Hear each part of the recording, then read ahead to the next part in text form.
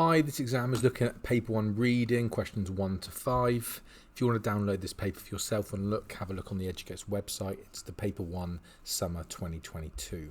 So the paper 1 exam, it lasts 1 hour 45. It's 1 hour for the reading, 45 minutes for your short story. If you're someone who has 25% extra time, you have 2 hours 11 minutes. We're just focusing on the reading today. So they say in your hour, 10 minutes for reading and 50 minutes for answering the question, and then you have 45 minutes to do your short story. Remember, section A and B are both worth the same mark, so you need to think about that when you're thinking about timings. So just for the reading exam, then it's 1 hour, it's 5 questions, and it's a page and a half extract, an unseen extract from 1900 to 1999, and you have, I would say, you've got 2 kind of questions. So you've got comprehension with the bullet points, and all the others, even though we could call them slightly different questions, they are basically picking out a quote and saying the effect on the reader. With paper 1, you have to read from the lines stated, and here are the rough timings. So 5 marks, give yourself 5 minutes for the first one, 8 minutes for the next one, and then 15 minutes for your 10 markers. And a good exam technique is to look at the clock before we start in each question and know how long you've got. Okay, so good exam technique is to draw a box around lines stated for each question. So, for example, if it's lines 1 to 9, draw a box around 1 to 9. You may think this is a bit silly and you don't need to do it. However, I guarantee if I've got 10 students in a lesson and an exam, 3 of them will give me an answer from line 10, for example. Okay, so leave a 1-line gap between each quote, start a new page for each question, and remember, put quotation marks around each quote to tell you the examiner there is a quote. So this is what I mean by page per question, leave a line. So why this is good is that you can go back, if you've got 5 minutes to the end, you can go back to question 2, add more, 4, add more, and so on, and you don't have to worry about arrows and making it confusing for the examiner. So approach to each reading question, box it off like I've said, read the lines you've been asked to read, e.g. lines 1 to 10. Don't read the whole thing, read the question twice, then reread lines 1 to 10, highlight words or phrases for your question, and then write your answer. Roughly on EDUQAS, it's about 20 out of 40 to get a grade 4 or above. So each 5-mark question, you're looking to get 2.5 average, and 10-mark question, 5 out of 10. That's the minimum you're going to get if you want to get a grade 4 or above. Question 1. Okay, question 1 is 5 marks available. It's 5 minutes. You need to bullet point 5 things. Write a short sentence, that's my advice, don't just copy out a random quote, and start your sentence with a character's name or pronoun. So the main character of the exam we're looking at is called Rachel, so start each of your bullet points with either Rachel, she or her. List 5 things you learn about Rachel. Rachel was doing a research project at Durham University when she first met Peter Kemp. She had taken her degree in biology in Cambridge, almost as far away from her mother as she could manage. But then she moved back to the north. This was not to be close to her mother, but because the birds of the northern hills had become her passion. She started by studying black grouse and transferred her interest to upland birds like curlew and wagtail. Her research project was to find a way to count them accurately, and she used a cottage on the moors of Northumberland as a base for her studies. So list 5 things. Always pause the video if you want to, because I'm going to go over the answers pretty quickly. Like I say, start each of your bullet points with either the character's name or pronoun, Rachel or she. So I've put, she was doing a research at Durham University. She met Peter Kemp while she was researching at Durham. She had a degree in biology. She moved back from the north. She is passionate about upland birds, and 2 more. So remember, it's a 5-mark question. You're not going to get any more marks for doing 6 or 7. However, I would say if you find the question dead easy, if you're doing really well for time, write 6 down, and if you muck one up, you've got 1 in reserve. This is meant to be a nice introduction to the question. It's not meant to be a difficult one. You don't need to explain your answers. But like I say, don't just write out degree in biology from Cambridge. Put she had a degree in biology. Just make sure you get the mark. Like I said earlier, this person only got 1 out of 5. Actually, all their answers are from the text, but they're not within lines 1 to 9, so they wouldn't have got the mark. So even though you think you wouldn't do the mistake, do the box. It really will help you. And in this person, yeah, all got 5 out of 5. You'll know these marks I'm showing you, this piece of thing on the screen now, these are actually real evidence from EDUQAS. These are real exemplars from real students, and it's real marking from EDUQAS examiners. So you'll notice here, these are all in a little sentence. If you can't find an answer on question 1, leave it, go back. You can't spend more than a few minutes looking for 1 mark. Okay, question 2 is normally the impressions question. The impressions question will come up somewhere. It's mainly question 2, so let's go through it. So the question is, read lines 8 to 18. What impressions does the writer create of the White Hart, which is a pub? And from now on in the exam, it always says you must refer to the language to support your answer. And questions 2, 3, and 4, like I say, from now on, you need to use quotes. If you make a great point, but you don't back it up with something from the text, you won't get a mark. So I'm just going to quickly show you a few mistakes that students make that are popular mistakes for grade 1 to 3 students. And the main error they do is too much time spent on low mark questions. So questions 1 and 2 are out of 5, 3, 4 and 5 are out of 10. So actually this student here did really well on the first 2 questions. They got 7 out of 10, but then they got 4 on the remaining 30. And what they've done is they spent way longer than they should on the first 2 low mark questions, and then they've had to skip for the rest of the exam. This is the same student. They wrote that for a 5 mark and they wrote that for a 10 mark. Is that logical? No. We want to write a lot more for the 10 marks than for the 5 marks. And have in your head, for EDUQAS, 1 quote equals 1 mark. So if it's a good quote with a good explanation, you'll basically get a mark for it. So this is what we don't want, where this person's put 1 quote and then written 12 or 11 lines of commentary, where probably after the 3rd sentence they're probably repeating their point. We don't want that, and this is what we do want. So lots of quotes. So this person here, lots of quotes, short explanation. Terminology is not needed on every point, so leave it if you're not sure. And like I said, we want more quotes for the exam. And this is actually a quote from the head examiner of EDUQAS saying plenty of quotes gives a student high marks. Again, another example, these 2 people were just as good as English as each other, but just because the person on the right knew the exam technique, they knew what the examiner was wanting, they did much better. So it's all about quotes. That's the main thing to take from this video.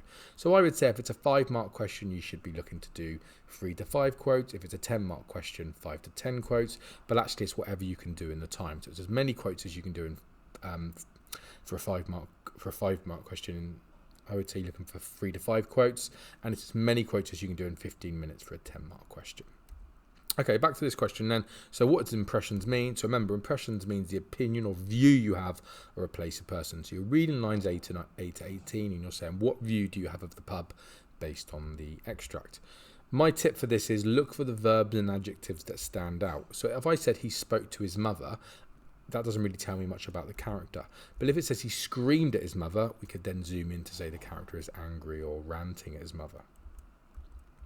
So, for example, what impression did you get of the girl when she's presenting her speech?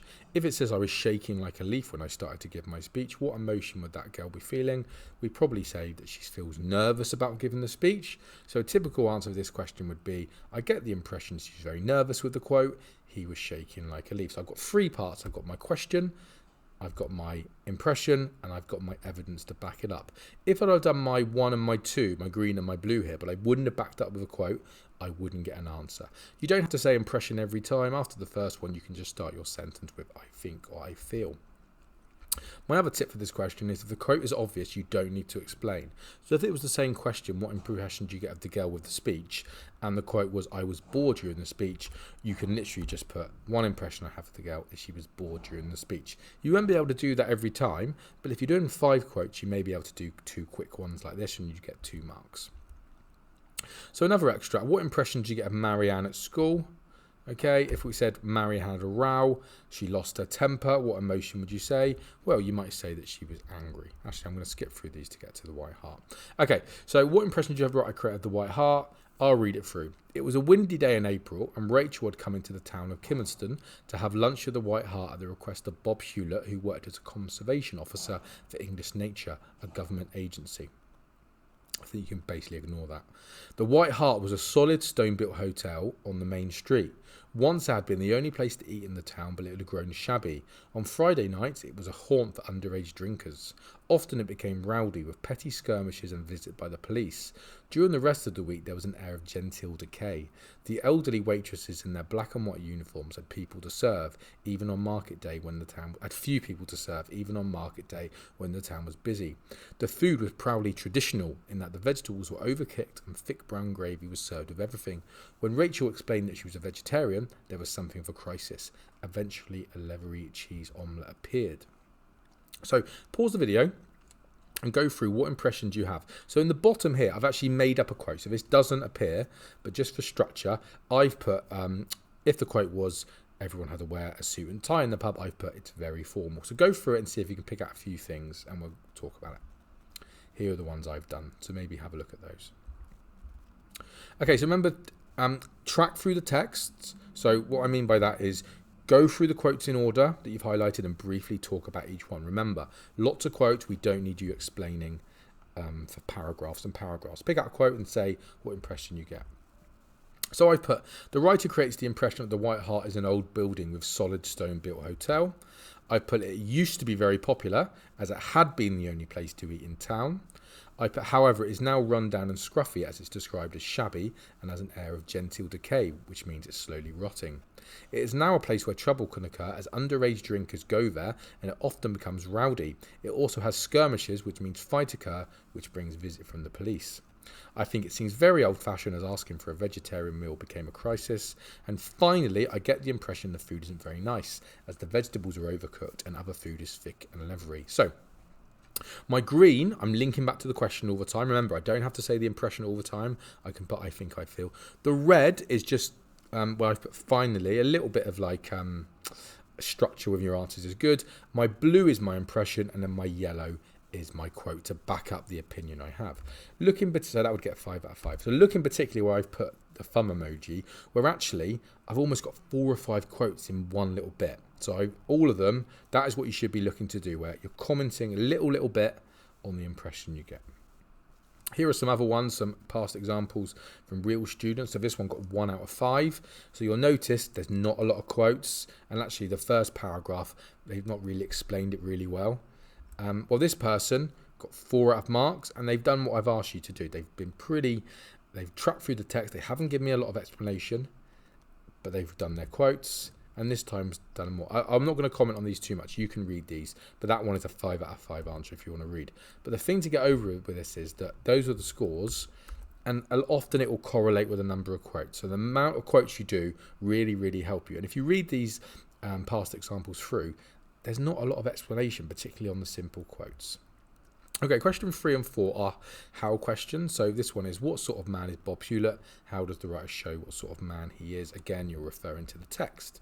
So the how questions, there's 2 of them in the exam, and just be careful. Sometimes it could be called thoughts and feelings. And if they do call it that, you just basically need to do the impressions question we just looked at. So there's 2 types of question. How does the writer create danger or tension? And then maybe what are the character's thoughts and feelings? So if the question was, how does the writer create a sense of danger for the reader? For example, and again, remember, if the quote is obvious, you don't need to explain it. So if the question was, how does the writer present Marianne? And it says, Marianne was very angry. You can put, the reader is told Marianne was very angry, and that's part of the extra. Again, if you're looking for 7 or 8 quotes, you can't do this 7 times, but 1 or 2, you can write these. So this question can be summed up by saying, why has the writer used certain words intentionally, so on purpose? So again, if the teacher spoke to the student, I'm not going to be able to say anything. But if it was the teacher yelled at the student, I'd be able to zoom in on that again. You're looking for the verbs and the adjectives that stand out, and you'll be in that human dictionary, picking out a word or human thesaurus and saying what it means. So let's say the question was, how does the writer show the fire becoming more serious? If the quote was, the flame was unstoppable, you would zoom into the word unstoppable and say what links you would get. So you maybe would say fierce, determined, invincible. So my answer would be, the writer becomes serious with the quote unstoppable. This suggests the fire is impossible to put out. So again, 3 things: topic of the question, quote, and your explanation or the effect on the reader. If it was the same question, but I said the flame was weakening, think to yourself, what kind of flame would it be? So you can write the answer for your revision. Okay, so what sort of man is Bob Hewlett? From now on, I'm just going to sort of, you can read it, but I'm just going to sort of focus on a few quotes. Okay, so first of all, what sort of man? We're told he's got a patronising attitude. So again, be that human dictionary. What does patronising mean? It basically means condescending or talking down to someone. So I think Bob seemed unlikable and condescending as he described as patronising. So again, my blue is my question, my blue is the impression, my red is the impression I have of Bob, and my yellow is my quote. And again, you're tracking through the text as well, going through all the quotes. You should be highlighting every couple of words every couple of lines and talking about it. Okay, so another one I've put is that she says he's too desperate to be accepted by the local farmers. So again, think about too desperate. What does it mean? Or maybe it means an urgent need or a bit excessive. So I think Bob has an urgent, excessive need to be liked, as he says he's too desperate to be liked by the local farmers. Again, I've got 2 quotes in one answer there. Here are some other ones. Instantly, the reader does not warm to Bob as Rachel had come across before and didn't like him. The writer indicates that he exploits people as he says he used Rachel for his own advantage. He seems a powerful man as Rachel knew better than to offend him as it might affect her career. I think Bob seems inconsiderate as he invites a stranger to lunch without asking Rachel. I've invited Peter Kemp, Bob said suddenly. He seems to think he's above the law as he drinks a lot of alcohol, despite his Land Rover being parked outside. And finally, I think Bob seems unlikable and condescending as he's patronising. So again, all the way I've tracked through the text, and I've given a little bit of explanation.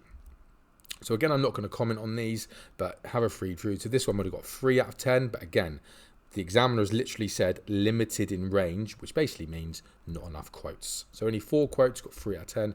This one got 9 quotes, 9 out of 10. So it's pretty simple. The main thing to get across from here is that the amount of quotes really will help you get a good mark. So again, it says here in the answer by the examiner, very thorough, detailed. They've given a lot of quotes. Okay, so question 4 is basically the same as question 3. How does the writer present Peter Kemp? Again, you've got to give answers.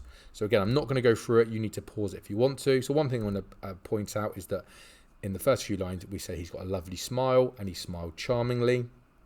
Again, be that human dictionary. So what does charming mean? What does lovely mean? It basically means very pleasant and attractive. So my answer would be the writer uses the quote, lovely smile, he smiled charmingly, to present Peter Kemp as attractive. So again, I'm not going to read it through. These are the quotes I've picked out and we're going to focus on these.